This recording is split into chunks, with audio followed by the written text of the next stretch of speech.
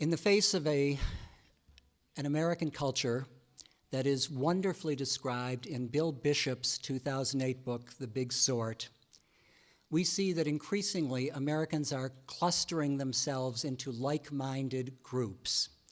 We're segregating ourselves, cocooning ourselves, interacting more with those with whom we agree, less with whom we have differences. In the 1976 presidential election, about a quarter of all counties in the US were landslide counties. That is to say, one candidate or the other won them by more than 20%. In the 2008 presidential election, it was almost half of all American counties. So because of factors like where we choose to voluntarily live, with whom we associate ourselves, our churches are becoming less diverse, our houses of worship, advertising becomes increasingly micro-targeted, and no longer do we have a choice of CBS, ABC, or NBC. We have a choice of getting our news from Fox or MSNBC. So that increasingly it's possible, as Farhad Manjoo, the essayist and author, says, it's possible to learn to live in a post-fact society. This dilemma of increasing polarization in the US is well illustrated, I think, by Arthur Miller's comment in the light of the 2004 presidential election when the playwright said, "I can't believe that George Bush was reelected. I don't know a single person who voted for him." Of course, I was the person who came to Massachusetts returning from Peace Corps in 1972 and was convinced there was going to be a presidential landslide. I was right. It was just that I had the parties wrong. One of the things that tends to happen as we become increasingly polarized is that the more that we talk with others who agree with us, the more social scientists tell us that our voices become even more extreme for very obvious reasons. If everybody agrees with me, then it must be right. And in fact, those people, what's wrong with them? So what happens is becomes a vicious circle of, this is what I believe, I surround myself with people who agree with me, our views become more extreme, therefore, the candidates who run for office need to appeal to a much narrower group of voters than they otherwise would. We elect people who are more extreme, and we have a Senate where fewer than 10% of the senators are characterized as being, quote, moderate compared to 50 years ago when it was 50% who were considered moderate. And what happens is that the voices from the middle tend not to be heard so much, especially in the media. There's a professor at Emory University, Drew Weston. Anybody familiar with him and his work around neurobiology? Thank you, Maggie. He's done some fascinating work that shows self-identified Democratic and Republican partisans, clips of their candidate and the opposing candidate professing something and then contradicting themselves.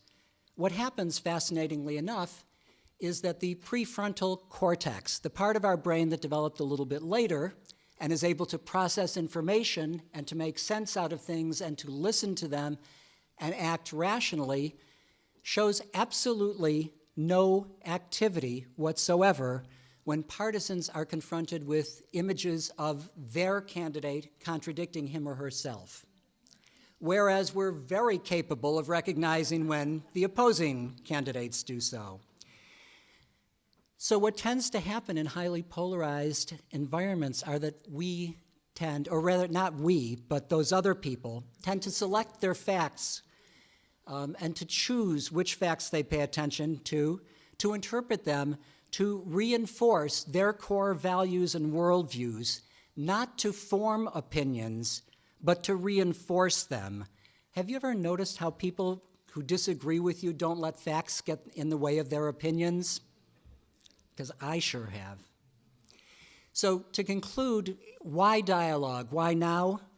because I believe that dialogue offers a countervailing force to cultural forces that are acting to make things quicker, simpler, and clearer, more two-dimensional. This is a time when we're facing extraordinary challenges relating to the environment, to energy security, to the economy, to our relationship with the rest of the world, and what kind of world we want to leave for our children. And the cost of how we're dealing with our differences through this increasing polarization means that we're really neglecting the aspect of what kind of relationship we want to have with each other, with our fellow citizens, with our community, and how we pay attention to the glue that holds us together. And let me just give a quick example. Years ago, before it cost so much to run for Congress, politicians lived in Washington, and their kids would go to school together, and they'd go to cocktail parties together on the weekends. And they actually crafted bipartisan bills sometimes. Today, in large part because of what it costs to run for office, they can't afford to do that. They have to be home on the weekends raising money, which means that that's where their homes are. They don't have those bonds that are created through the informal contact, the relationships of our kids go to school together, we're going to the parties together on the weekends, and what happens is quite predictable. Dialogue, for me, promotes the values of the 6 C's that started out as 6 many years ago. They're values that I hold very dear. They're values that I believe that dialogue is very effective in promoting: a sense of connection between people, a sense of community, that in spite of our differences, that we can still find ways that we relate together, of coexistence, civility, concern, courage, curiosity, compassion, commitment. I've got a bunch more. What I'd leave you with, though, is where I began with Nigeria, and that is my favorite Hausa proverb, which I learned as a Peace Corps volunteer many years ago, Hakuri, hakuri maganin zaman dunya, which means literally, patience is the medicine for living in the world. For me, dialogue is about slowing down, having the patience to listen deeply, to speak deeply, to reflect deeply, to think about what it is that we want most to communicate. Thank you very much.